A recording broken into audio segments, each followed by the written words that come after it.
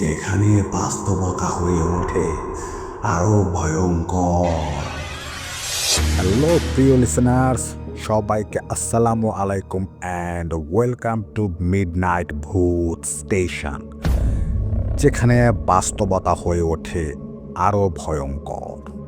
আপনাদের সাথে আমি আছি ভিলেন, আর মিউজিক ও এডিটিংয়ে আছে রুদ্র। প্রিয় লিসেনার্স, আপনারা যদি চান আপনাদের সাথে ঘটে যাওয়া বা আপনাদের জানা কোনো ঘটনা আছে, চাইলে সেটা আমাদের সাথে শেয়ার করতে পারেন। চ্যানেলের ডেসক্রিপশন ও ভিডিও ডেসক্রিপশন বক্সে আপনি আমাদের হোয়াটসঅ্যাপ নম্বর পেয়ে যাবেন। সেখান থেকে আপনার ঘটনাটি লিখে বা ভয়েস ক্লিপের মাধ্যমে পাঠাতে পারেন। আর হ্যাঁ, ভিডিওটি লাইক ও চ্যানেলটি সাবস্ক্রাইব করতে ভুলবেন না। তাহলে চলুন লিসেনার্স, শুরু করা যাক আজকের এপিসোড। আমাদের আজকের যে ঘটনাটি সেটিও এসেছে সৌদি আরবের রিয়াদ শহর থেকে, আর এটি পাঠিয়েছেন আমাদেরই প্রিয় বড় ভাই তৌসিফ আলম, যার ঘটনা আমরা এর আগেও আমাদের চ্যানেলে শেয়ার করেছি।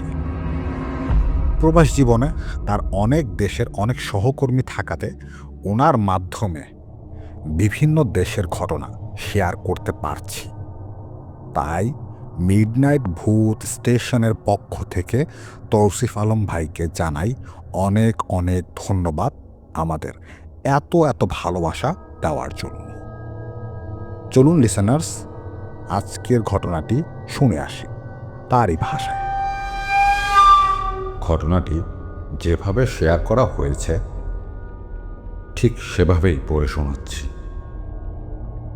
এখন যে ঘটনাটি শেয়ার করব সেটা পাকিস্তানের একটি ঘটনা, আর যার ঘটনা শেয়ার করব সে আগে একজন ছিনতাইকারী ছিলেন।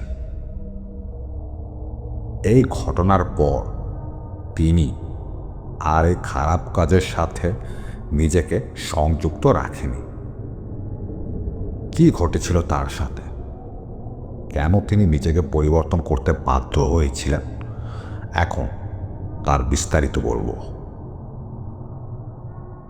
আমি যার ঘটনা বলতে যাচ্ছি তার নাম গুলফাম বেগ। সে একজন পাকিস্তানি নাগরিক। তার পরিবারে স্ত্রী আর 4 বছরের এক ছেলে। সে পেশায় ছিল একজন ছিনতাইকারী। সে প্রায় রাতে বের হতেন নিজের বাইকে করে, আর তার কাছে একটি ছুরি আর একটি ছোট পিস্তল থাকত, যার সাহায্যে তিনি ভয় দেখিয়ে এই ছিনতাই কাজ সম্পন্ন করতেন। কোনো সুনসান জায়গায় কাউকে একা পেলেই তাকে গিয়ে ধরত।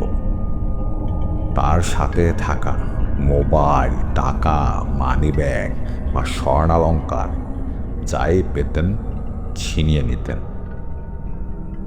এই ছিল তার প্রতিদিনের রুটিন। ঘটনার দিন রাতে তিনি খাওয়া দাওয়া শেষ করে প্রতিদিনের রুটিন অনুযায়ী বের হয়ে পড়লেন। কিন্তু সেদিন এই গলি ওই গলি ঘোরাঘুরি করেও কাউকে পাওয়া যাচ্ছিল না যার উপর হাত সাফাই করা যায়। অনেকক্ষণ পর কাউকে না পেয়ে বিরক্ত হয়ে সে সিদ্ধান্ত নিল যে আজ বাসায় ফিরে যাবে। আজকে আর কোনো ইনকাম হলো না, এই ভেবে বাইক চালিয়ে বাসার দিকে রওনা দিল। সে একটা খ্রিস্টানদের কবরস্থানের পাশ দিয়ে যাচ্ছিলেন। তখন তার নজরে পড়ে সে কবরস্থানের গেটের সামনে একজন লোক দাঁড়িয়ে আছে। সে ভাবল, এই তো আমার কাঙ্ক্ষিত শিকার পেয়ে গেছি। গুলফাম সোজা গিয়ে ওই লোকটার সামনে বাইকের ব্রেক কষলেন আর সাথে থাকা পিস্তলটা বের করে ওই লোককে ভয় দেখিয়ে তার কাছে যা কিছু ছিল সব নিয়ে নিলেন। একটা মোবাইল, কিছু ক্যাশ টাকা আর ওই লোকের হাতে থাকা একটা থলে। কিছুই বাদ দেয়নি। সব নিয়ে বাইক স্টার্ট দিয়ে ওই জায়গা থেকে প্রস্থান করল।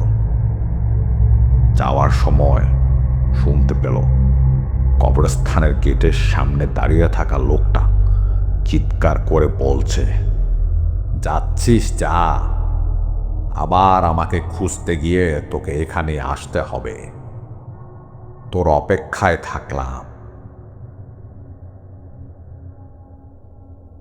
নিজের হাত সাফাইয়ের কাজ শেষ করে গুলফাম বেগ বেশ খুশি মনেই নিজের বাসায় ফিরে গেলেন। বাসায় ফিরে সে দেখতে লাগলো যে আজকে কি কি হাতে এসেছে।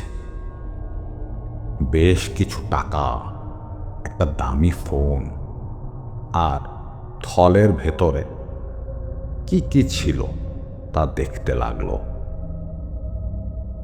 থলের ভিতরে খুব আজগুবি কিছু জিনিস ছিল। ছোট একটা কৌটা, তার ভিতরে কিছু ছোট ছোট কাগজ, আর কাগজে বিভিন্ন রঙের কালি দিয়ে আরবি আর উর্দু ভাষায় লেখা কি সব আজব কিছু লেখা ছিল। একটা লাল রুমাল। থলেটা তার স্ত্রীকে দিয়ে বলল আলমারির উপরে রাখতে, আর টাকা ও ফোনটা আলাদা রাখতে বলল। তার স্ত্রীও জানতেন যে সে এই খারাপ কাজের সাথে যুক্ত, কিন্তু সংসারের টানাপোড়েন এড়াতে তিনিও গুলফামকে কিছু বলতেন না। সেদিনের মতো সে স্ত্রী আর ছেলেকে নিয়ে ঘুমিয়ে পড়লেন। পরের দিন সকালে ঘুম থেকে উঠে গুলফামের স্ত্রী নাস্তা বানাতে গেল। নাস্তা বানানো হয়ে গেলে সবাই একসাথে খেতে বসল। বলে রাখা ভালো, পাকিস্তানে যে পরোটা বানানো হয় তা আমাদের বাংলাদেশের পরোটার মতো অতটা পাতলা হয় না, অনেক মোটা ধরনের হয়ে থাকে। আর একজন প্রাপ্ত বয়স্ক সুঠাম দেহের মানুষ 2টা কি 3টার বেশি পরোটা শেষ করতে পারে না। আর বাচ্চারা তো একটাই পুরোপুরি শেষ করতে পারে না। কি একটু বিরক্ত হলেন? ভাবছেন ঘটনায় আবার পরোটার বিষয় কেন আনলাম, তাই না? ব্যাপারটা এখনই ক্লিয়ার করে দিচ্ছি। গুলফামের 4 বছরের ছেলে আর তার স্ত্রী 3জন বসে নাস্তা করছে। গুলফামের 4 বছরের ছেলে তার মা বাবাকে অবাক করে দিয়ে এক কাজ করে বসল। 2 স্বামী স্ত্রী অবাক চোখে দেখতে লাগলো। তাদের এই ছেলে একটা পরোটা নিল আর সে তাকে গুটিয়ে রোলের মতো করে বানিয়ে পুরো পরোটাই মুখের ভিতর চালান করে দিল। আসলে পরোটার যে সাইজ, তাতে একজন প্রাপ্তবয়স্ক মানুষও একবারে একটা পরোটা পুরাটা মুখের ভিতরে নিতে পারবে না। কিন্তু এর 4 বছরের বাচ্চার পক্ষে কিভাবে সম্ভব তা দেখেই গুলফাম ও তার স্ত্রী ভয় পেয়ে গেলেন। এভাবে 1টা না 2টা না 4টা পরোটা এই ছোট বাচ্চা খেয়ে নিল। গুলফাম আর তার স্ত্রী কি করবেন বুঝে উঠতে পারছিলেন না, কিন্তু নিজের একটা বুঝ দিলেন, যে হয়তো ছেলের আজকে একটু বেশি খিদে লেগে গেছে, তাই হয়তো আজকে একটু বেশি খেয়ে ফেলেছে। তারপর সারাদিন গেল, দুপুরে খেতে বসল। গুলফামের স্ত্রীর মনে অপ্রকাশিত এক আতঙ্ক। দস্তরখান বিছিয়ে তারা তিনজন দুপুরের খাবারের জন্য বসলেন।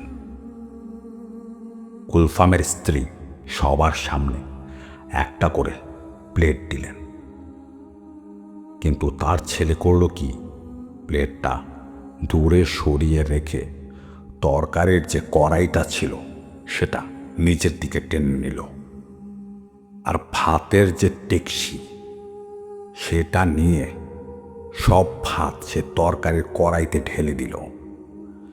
এগুলো দেখে গুলফাম তার ছেলেকে একটু জোর গলায় বললেন, এই, তুমি এগুলো কি করছো? সেই 4 বছরের ছোট্ট ছেলে গুলফামকে বিশাল এক ধমক দিল আর মোটা এক পুরুষ কণ্ঠে বলে উঠল, এই বেটা, চুপ থাক। জানিস আমি কতদিনের না খাওয়া? চুপ করে বস আর আমাকে খেতে দে। এই বলে প্রায় 4 জনের খাবার সে একাই আস্তে আস্তে করে খেয়ে শেষ করে ফেলল। এমনকি পুরো কড়াইটাই জিহ্বা দিয়ে চেটে সাফ করে দিল। এই কাণ্ড ঘটার পর গুলফাম আর তার স্ত্রী একেবারে শতভাগ নিশ্চিত হয়ে গেল যে তাদের ছেলের উপর কিছু একটা আছড় করেছে, বা তার উপর কোনো জিন বা প্রেত ভর করেছে। তারা আর দেরি করল না, বিভিন্ন দোয়া দরুদ পড়তে পড়তে পাশের মসজিদে ইমামের কাছে নিয়ে যাওয়ার জন্য প্রস্তুত হল। ছেলেকে কোলে নিয়ে গুলফাম রওনা দিলেন, আর পেছন পেছন তার স্ত্রী। মসজিদে পৌঁছে ইমামকে সব খুলে বলল গুলফাম আর তার স্ত্রী। ইমাম কিছু দোয়া পড়ে ফু দিলেন, আর সাথে সাথে ছোট ছেলেটি একদম সোজা হয়ে বসল আর খুব একটা মোটা পুরুষালী কণ্ঠে বলে উঠল, আমি আমার মালিকের কাছে যেতে চাই। এটা বলেই সে অজ্ঞান হয়ে গেল। ইমাম বুঝতে পারল এটা একটা জিন। ইমাম আরো কিছুক্ষণ চেষ্টা করলেন সে জিনকে হাজির করানো, কিন্তু জিন হাজির হলো না। সব কিছুর পর হুজুর গুলফামকে জিজ্ঞেস করলেন, আচ্ছা, আপনার কাছে কি এমন কিছু আছে যা আপনার কাছে থাকার কথা না? মানে এমন কিছু যার মালিক অন্য কেউ? যদি থেকে থাকে তাহলে যান, যার জিনিস তাকে ফিরিয়ে দেন। তাহলে শুধুমাত্র আপনার ছেলেকে বাঁচানো সম্ভব। এবার গুলফাম বেগের টনক নড়ে উঠল, আর তার মনে হতে লাগলো সে থলেটার কথা আর সে লোকটার বলার কথা তার কানে বাজতে লাগলো, যাচ্ছিস যা, আমাকে খুঁজতে গিয়ে তোকে এখানেই আসতে হবে। তারা আর দেরি করল না, সোজা নিজ বাসায় ফিরে আসলো আর আলমারির উপরে রাখা থলেটা নিয়ে সোজা কবরস্থানের উদ্দেশ্যে দিলেন গুলফাম। তখনও সন্ধ্যা নামেনি। সে কবরস্থানের আশেপাশে অনেকক্ষণ ঘোরাঘুরি করলেন, কাউকে না পেয়ে ভেতরে দেখে আসলেন, কিন্তু গত রাতের সেই লোকটাকে পাওয়া গেল না। গুলফাম ভাবল রাতে আসব, হয়তো রাতে তাকে পাওয়া যাবে। রাতের বেলায় সে আবার গেলেন। একে তো কবরস্থান, তার উপর খ্রিস্টানদের, তাই ভয় পেয়ে রাতের বেলায় ভেতরে ঢোকার সাহস করলেন না। সে সারা রাত গেটের বাইরে অপেক্ষা করলেন। আর যখন ফজরের আজান দিল তখন বাসায় ফিরে গেলেন। বাসায় গিয়ে স্ত্রীকে বললেন যে সে লোকের দেখা পায়নি। এ কথা শুনেই তার স্ত্রী রেগে এক কথায় আগুন। অনেক ঝগড়া করলেন আর বললেন, তোমার এই কুকর্মের জন্য যদি আমার ছেলের কিছু হয় তাহলে আমি তোমাকে কোনোদিন ক্ষমা করব না। এই বলে সে ভেতরে চলে গেল। সেদিনও সকালের নাস্তায় গুলফামের ছেলে আবারও 4টা পরোটা খেল, ঠিক কতদিনের মতো। আর দুপুরের খাবারেরও সে একই ঘটনা জারি রইল। এভাবে আরও 2 দিন পার হয়ে গেল। একে তো আতঙ্ক, তার উপর ছেলেকে নিয়ে দুশ্চিন্তা, সব মিলিয়ে তাদের সময়টা বেশ দুর্বিষহ হয়ে উঠেছিল। এর মধ্যে গুলফামও সে লোককে খোঁজাখুঁজি জারি রেখেছিল। 2 দিন পর রাতের বেলায় সে আবার ওই খ্রিস্টান কবরস্থানে গেল আর বাহিরে দাঁড়িয়ে অপেক্ষা করতে লাগল। প্রতিদিনের মতো সেদিনও কারো আতাপাতা নেই। রাত তখন প্রায় 2টা। ছেলের মায়ায় মনের সব ভয়কে দূরে ঠেলে সাহস করে সে কবরস্থানের ভেতরে ঢুকলেন আর চিৎকার করে জিজ্ঞেস করতে লাগলেন, কেউ কি আছেন? আমি আপনার জিনিস আমার সাথে করে নিয়ে এসেছি, আপনার জিনিস আপনি নিয়ে যান। এভাবে সে কবরস্থানের এদিক ওদিক ছুটতে লাগলেন আর ডাকাডাকি করতে লাগলেন। একটা জিনিস একটু ক্লিয়ার করে বলি যে খ্রিস্টানদের কিছু কিছু খবর স্যালেব সিস্টেমে বানানো হয়। মানে কবরের উপরে পাথরের যে স্যালেবটা থাকে সেটা সরানো যায় একটা ঢাকনার মতো। তারপর ভিতরে কফিন রেখে সে স্যালেবটা টেনে কবরটাকে সিল করে দেওয়া হয়। আবার ঘটনায় ফিরে আসে। হঠাৎ কবরস্থানের একটা কোণায় একটা কবরের ভেতর থেকে আলো ভেসে উঠল আর ভেতর থেকে আওয়াজ আসলো, এইদিকে আয়। গুলফাম খুব ভয় পেয়ে গেল, কিন্তু সব ভয়কে দূরে ঠেলে সব কবরের কাছে গেলেন। সেখানে গিয়ে একটু দূর থেকে দেখতে লাগলো একটা কবরের স্যালেব সরানো। সে গিয়ে কবরের ভেতরে উকি দিলেন আর দেখলেন একজন লোক যার পোশাক কিছুটা খ্রিস্টান পাদ্রীদের মতো। সে সামনে একটা কুপি জ্বালিয়ে তার সামনে বসে আছে। যখন সে লোকটা উপরের দিকে তাকালো তখন গুলফাম চিনতে পারল এই সেই লোক যার কাছ থেকে 3-4 দিন আগে সে ছিনতাই করেছিল। লোকটা বলে উঠল, আমার জিনিস এনেছিস, দে, তাড়াতাড়ি দে। গুলফাম বলল, আমি আপনার ফোন বিক্রি করে দিয়েছি আর যে টাকাগুলো ছিল তা খরচ করে ফেলেছি। লোকটা বলে উঠল, ওই ফোন আর টাকা আমার কোনো কাজের না। সেই থলের ভেতরের জিনিসগুলো এনেছিস তো? গুলফাম বলল, হ্যাঁ, ওগুলো ঠিকঠাক আছে। এই বলে গুলফাম সে লোকের হাতে থলেটা দিলেন। লোকটা সেই থলের ভেতরের জিনিসগুলো একবার দেখে নিয়ে বলল, হ্যাঁ, সব ঠিক আছে। তুই কি জানতে চাস এগুলো কি?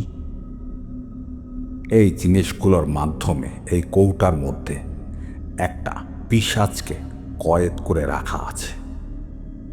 তুই আমার 40 দিনের তাপস্যাকে প্রায় নষ্ট করে দিয়েছিলি। আমি একজন ব্ল্যাক ম্যাজিশিয়ান। 40 দিন ধরে একটা রিচুয়ালের মাধ্যমে এই পিশাচকে কয়েদ করতে সক্ষম হয়েছি। আমি বেশ খুশি মনে বের হয়েছিলাম এখান থেকে, কিন্তু তুই আমার সব খুশিকে মাটি করে দিয়ে আমার কাছ থেকে সব ছিনিয়ে নিয়েছিলি। যাই হোক, তোর বা তোর পরিবারের বড় কোনো ক্ষতি হওয়ার আগেই যে তুই আমার সব জিনিস ফিরিয়ে দিয়েছিস, এটাই তোর ভাগ্য। যদি কোনো রকমে আজকের রাতটা পার হয়ে যেত, তাহলে তোর ছেলে, তুই আর তোর স্ত্রী কেউই বাঁচতে পারতি না। ওই পিশাচ একে একে তোদের সবাইকে মেরে একেবারে খেয়ে নিত। এখন আর তোর কোনো ভয় নেই, তুই নিশ্চিন্তে বাড়ি ফিরে যা। গুলফাম সেখান থেকে বের হয়ে সোজা নিজ বাসায় চলে এসে তার স্ত্রীকে সব খুলে বললেন, আর সে রাতের মতো ঘুমিয়ে গেলেন। পরের দিন সকালে নাস্তা করতে বসে গুলফাম আর তার স্ত্রী ছেলেকে নাস্তা খেতে দিয়ে অপেক্ষায় রইলেন। আসলেই কি সব আগের মতো ঠিক হয়েছে, নাকি এখনো সেই জিনের প্রভাব তাদের সন্তানের উপর আছে? তাদের ছেলে সে আগের মতোই আজকে একটা পরোটাও পুরো শেষ করতে পারল না। এতে করে গুলফাম নিশ্চিত হলেন যে ওই পিশাচ বিদায় নিয়েছে। এরপর থেকে সে এই খারাপ কাজ করা ছেড়ে দেয়। বিভিন্ন সময় বিভিন্ন কাজ করে বেড়াতো এবং এক পর্যায়ে সে জীবিকা নির্বাহের উদ্দেশ্যে সৌদি আরবে পাড়ি জমায়। প্রিয় লিসেনার্স, সবাইকে অনেক অনেক ধন্যবাদ শুরু থেকে শেষ পর্যন্ত আমাদের সাথে থাকার জন্য। কেমন লাগলো ঘটনাটি কমেন্ট করে জানাতে ভুলবেন না, আর লাইক সাবস্ক্রাইব করে অবশ্যই পাশে থাকবেন, এটাই আমাদের অনুরোধ। তাহলে লিসেনার্স, আবারও হাজির হব নতুন কোনো ঘটনা নিয়ে। ততদিনের জন্য আল্লাহ হাফেজ।